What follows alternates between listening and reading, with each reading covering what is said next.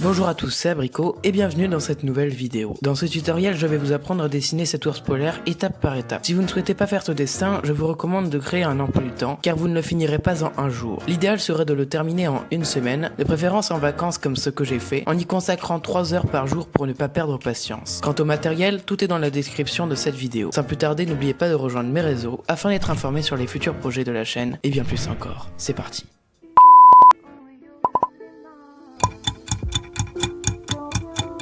Avec ses 500 kg, l'ours polaire est le plus grand carnivore terrestre au même titre que l'ours Kodiak. Sa peau noire lui permet d'absorber la chaleur pour survivre au grand froid et sa fourrure à se fondre dans son environnement. Le saviez-vous? Il est le seul ours à ne pas hiberner. Le mâle passe l'hiver en quête de nourriture pour survivre l'été, tandis que la femelle s'enterre dans une tanière lorsqu'elle met bas, bien que sa température corporelle ne diminue pas.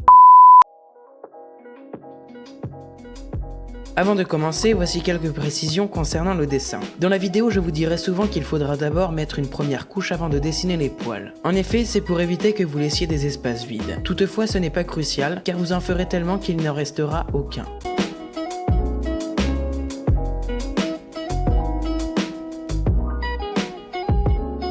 Quant aux poils, il faudra les faire un par un. Faites-les raisonnablement de différentes tailles et formes, mais dans le même sens, puis ajoutez de temps en temps quelques poils vagabonds. Il faudra alterner les couleurs pour faire les jeux d'ombre et de lumière. Le mélange des couleurs en pastel est très utile. Il permet d'une part de se débarrasser des hachures, mais aussi de rectifier la teinte pour se rapprocher du modèle. Ainsi, si elle est trop sombre, ajoutez du blanc, si elle est trop claire, ajoutez du noir, et si elle est parfaite, mélangez-la avec une couleur proche. Commencez d'abord avec une claire, car il sera plus facile de l'assombrir que l'inverse. Attention, appuyez très légèrement pour les premières couches au pastel afin d'éviter d'y laisser des traces ineffaçables.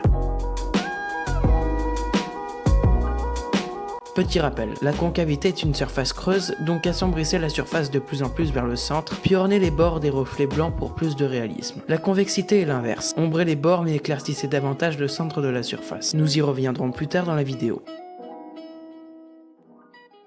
Dans cette vidéo, j'utiliserai du papier gris de la marque Strathmore pour faire ressortir les couleurs, mais je vous conseille d'utiliser le papier Pastel Mat de Clairefontaine, qui est conçu pour le pastel comme son nom l'indique. Je vous mettrai le modèle photo que j'utilise pour ce dessin dans la description de cette vidéo, mais n'hésitez pas à vous servir d'autres modèles pour vous aider. Aidez-vous en priorité de ce modèle pour ne pas répéter les erreurs que je fais, et bien sûr la vidéo sera là pour vous orienter dans le choix des couleurs et les différentes techniques. Commencez par dessiner le pourtour de la tête, puis tracez une croix vers le centre de la feuille. Par la suite, faites les oreilles au-dessus de la ligne horizontale et les yeux dessus. Pour éviter les erreurs de proportion, le mieux est de calculer la distance avec les éléments que vous avez dessinés. Alors le museau fait environ 2 oreilles de longueur et la truffe s'y loge au tiers de celui-ci. Cette méthode est bien plus fiable que nos estimations car souvent le dessin est plus grand ou plus petit que le modèle et reporter une distance de ce dernier n'est pas proportionnel à notre création. Finissez le croquis par le buste en y traçant des lignes pour les différents niveaux du pelage.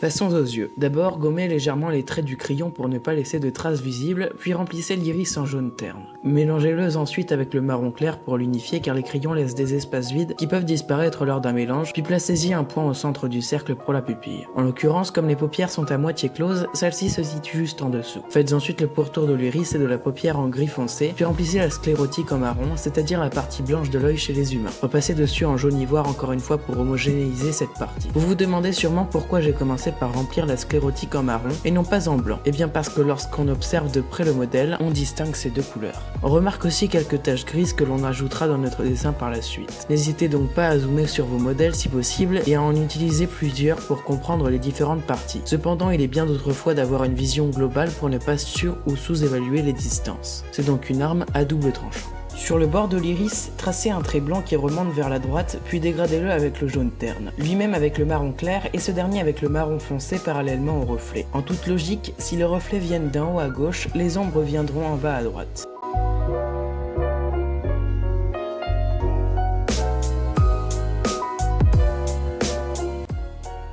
Dessinez ensuite des sortes de poils noirs sur le bord de la paupière qui sont en fait les patterns des poils blancs. Ce sont donc les parties de la peau noire visibles que les poils blancs n'ont pas recouverts. C'est en partie grâce à ça que l'on puisse voir le pelage. Reproduisez les poils un par un en alternant blanc et jaune ivoire en ajoutant de temps en temps des poils noirs en gris foncé car ils ne sont pas entièrement noirs ni entièrement des poils comme vous l'aurez compris. Coloriez ensuite le front en blanc et mélangez-le avec le jaune terne. Je le répète, pour lisser l'arête du pastel. Puis continuez à développer le pelage toujours en plaçant les poils les uns après les autres au risque de me répéter. Malheureusement, je ne retrouve plus les fichiers vidéo où je dessine le front, le second œil et le museau. D'après ce que je fais, vous devriez être capable de reproduire le reste, car il n'y a aucune nouveauté. Si vous êtes dubitatif, je vous conseille de regarder la suite de la vidéo, puisque les techniques de dessin sont les mêmes. Je vais malgré tout vous expliquer comment j'ai fait.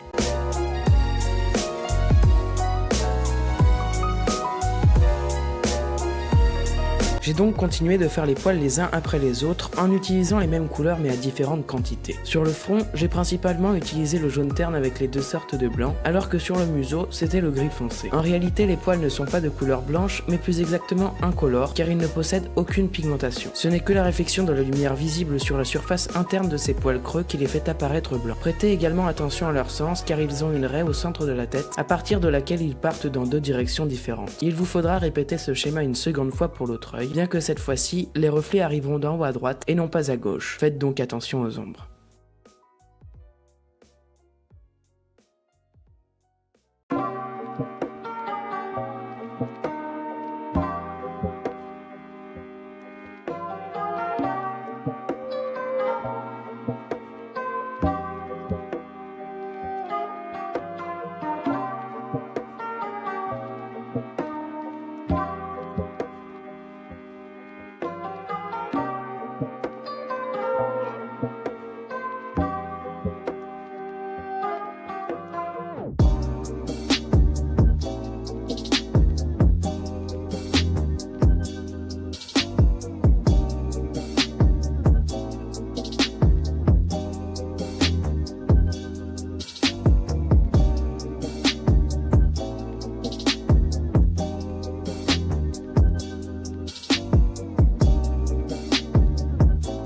Malheureusement, je n'ai pu m'empêcher de continuer sans vous, donc je vais recommencer le dessin de la truffe pour que vous compreniez. D'abord, faites son pourtour en gris foncé, puis remplissez l'intérieur. Appliquez-vous davantage sur votre dessin, car je le refais uniquement comme exemple pour vous, sans me préoccuper des proportions. Coloriez donc le pattern de la truffe en gris clair sans dessiner les narines, puis tracez un trait et remplissez la partie extérieure en gris foncé pour délimiter la partie verticale et horizontale, puisque la truffe de l'ours polaire est remarquablement plate et angulaire. Par la suite, remplissez les narines en noir puis les bords en gris clair. Continuez de colorier jusqu'à ce que le rendu soit lisse et homogène. Ajoutez enfin un reflet blanc sur le bord de la surface horizontale, plus clair sur les côtés, étant donné que les sources de lumière viennent de là. Pour cela, faites un premier trait en jaune ivoire sur le pourtour de la surface verticale et ajoutez-y dessus un fin trait blanc qui s'arrête progressivement en remontant. Ensuite, ajoutez quelques reflets sur les surfaces les plus avancées et parallèlement des ombres sur celles les plus reculées. Bien sûr, les reflets sont les plus puissants lorsque les surfaces sont les plus convexes, à l'inverse des ombres qui le sont plus selon leur concavité. Poursuivez en dessinant le philtrum qui est la fente verticale qui parcourt la truffe. Faites ensuite de très fins traits blancs sur le bord des narines. Pour finir, disposez quelques points en blanc, en jaune ivoire, en gris clair ou encore en noir pour faire ressortir les rainures selon leur convexité.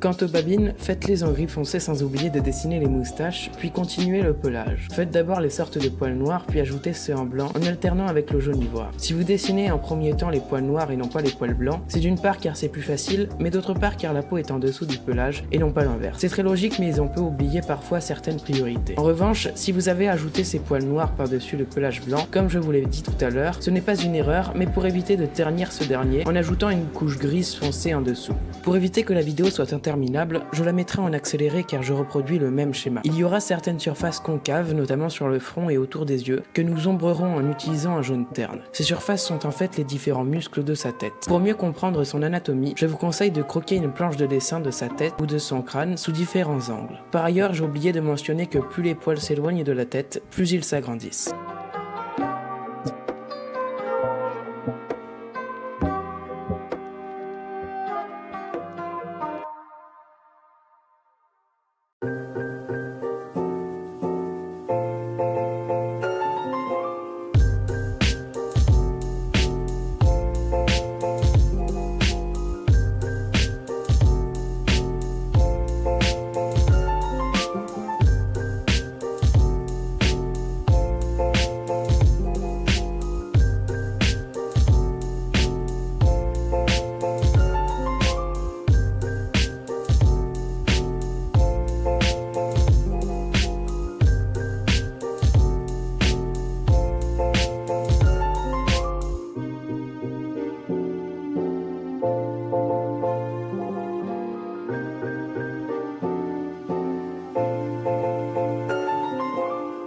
Dessinons les oreilles. Pour cela, remplissez le pavillon en jaune terne que vous mélangerez avec le jaune ivoire. Éclaircissez le pourtour en blanc, puis remplissez l'intérieur de l'oreille en noir. Cette fois-ci, ce seront des vrais poils, juste ombrés par l'absence de lumière, puis ajoutez-en d'autres en jaune terne sur la partie interne du pavillon.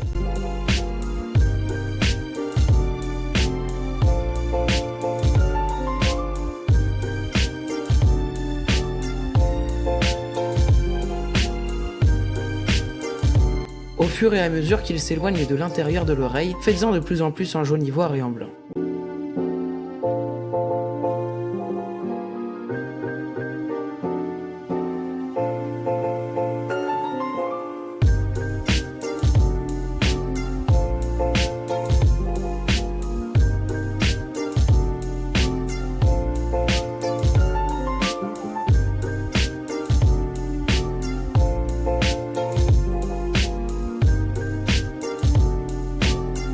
Ajoutez aussi quelques-uns dans la partie ombrée, puis tracez un trait horizontal sur l'oreille pour marquer une raie dans le pelage.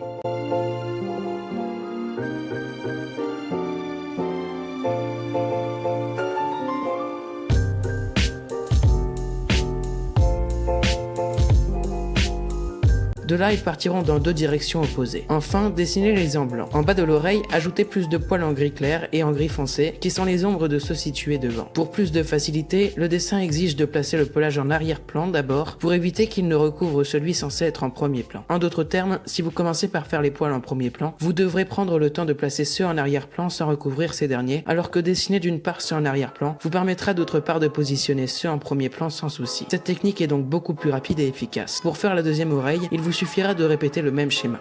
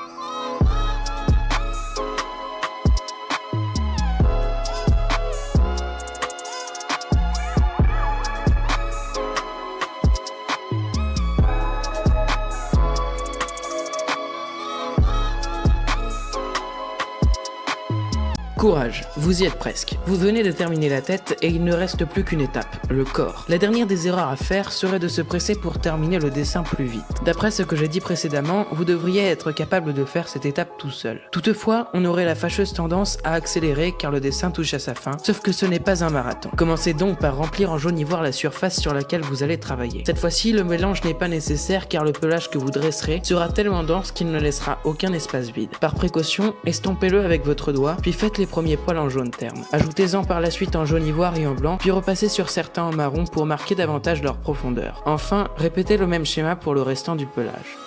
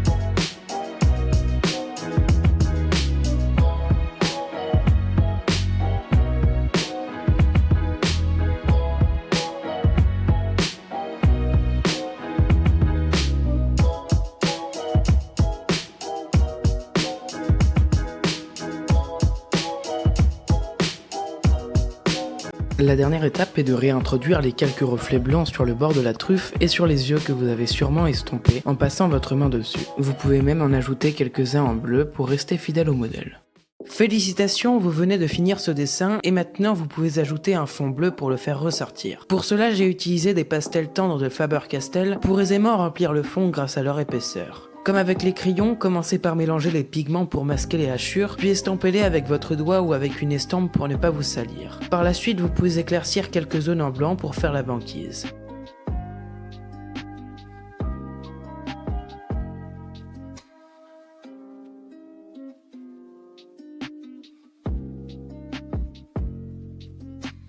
N'oubliez pas de signer et dater ce dessin lorsque vous avez fini pour pouvoir le comparer avec vos futurs dessins et savoir si vous avez progressé. Par ailleurs, je vous déconseille de faire ce dessin si vous êtes débutant, car il y a de fortes chances que vous perdiez patience, et cela pourrait définitivement vous répugner du dessin. J'espère en tout cas que vous avez aimé cette vidéo, car le dessin a duré plus de 18 heures, ce qui n'est pas surprenant vu la quantité de poils qu'il fallait faire. Pensez aussi à vous abonner si vous aimez mon contenu et à évaluer la vidéo. Désormais, je ne posterai plus qu'une vidéo par mois, mais je m'appliquerai davantage sur le montage et les explications. Au départ, j'étais parti sur une vidéo toutes les 2 semaines, mais ce n'était pas suffisant, donc j'ai opté pour ce rythme de vidéo. Bien sûr, vous avez le droit d'être en désaccord et je comprends tout à fait. Si vous avez quelconque question à me poser en commentaire, n'hésitez pas car j'y répondrai. Sur ce, c'est la fin de la vidéo et je vous remercie de l'avoir regardée.